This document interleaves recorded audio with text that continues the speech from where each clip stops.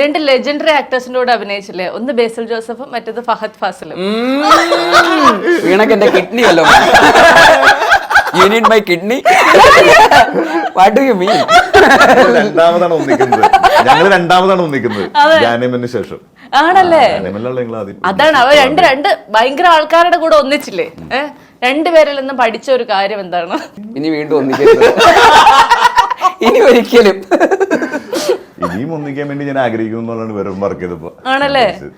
നല്ല എക്സ്പീരിയൻസ്, അടിപൊളി ആണ്. ഇനി നമുക്കൊരു പുകഴ്ത്തൽ റൗണ്ട് നടത്താം. ഓക്കെ, ബേസിൽ ജോസഫ് സജിൻ ഗോപുവിനെ കുറിച്ചുള്ള ഒരു നല്ല കാര്യം പറയും. എനിക്കിപ്പോ ജാനേമനിൽ സജിൻ വരുമ്പോ ഒരു ഈ പറയുന്ന ഒരു ഗുണ്ട സജിയേട്ട ഇവിടെ സേഫ് അല്ല എന്നൊക്കെ പറയുന്ന ആ റോളാണല്ലോ. സജിൻ ഒരു സാധാരണ അങ്ങനത്തെ ചെറിയ റോളൊക്കെ ചെയ്യാൻ വരുന്ന ഒരു ആക്ടർ എന്നുള്ള രീതിയിലാണ് ഞാൻ കണ്ടത്. പക്ഷെ ഇയാൾ നന്നായി ചെയ്യുന്നുണ്ടല്ലോ.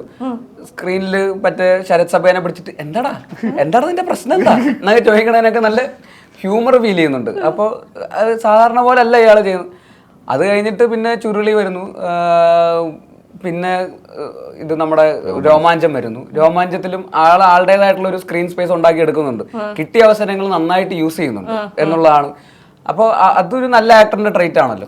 അതിനുശേഷം അംബാനും കൂടെ വന്നപ്പോൾ അത് പൂർത്തിയായി. കാരണം അംബാൻ വേറെ ലെവലിലേക്ക് എത്തിച്ചിരിക്കുന്നത്. അത് ഭയങ്കര കൾട്ട് ക്യാരക്ടറായിട്ട് മാറി. ശ്രദ്ധിക്കുക അംബാനെ ശ്രദ്ധിക്കുക, അംബാനെ അതൊന്ന് ഓഫാക്കുക എന്ന് പറയുന്നത് നമ്മുടെ പോപ്പ് കൾച്ചറിന്റെ ഭാഗമായിട്ട്, പാൻ ഇന്ത്യൻ പോപ്പ് കൾച്ചറിന്റെ ഭാഗമായിട്ട് അംബാൻ മാറി. അപ്പൊ അത് കിട്ടിയ അവസരങ്ങൾ നന്നായിട്ട് യൂസ് ചെയ്യുക, അങ്ങനെ ജനങ്ങളുടെ ഉള്ളിലേക്ക് അങ്ങനെ ഇറങ്ങി ആൾക്കാരുടെ ഇഷ്ടം കിട്ടുക എന്ന് പറയുന്നത് അത്ര എളുപ്പമുള്ള കാര്യമല്ല. അത് തീർച്ചയായിട്ടും സജിൻ ഒരു യുണീക്ക് ആയിട്ടുള്ള ആക്ടർ ആയതുകൊണ്ട് തന്നെ ഉണ്ടായിട്ടുള്ള ഒരു അച്ചീവ്മെന്റ് തന്നെയാണ്. സജിൻ ചേട്ടൻ ഇവിടെ കരയുന്നു.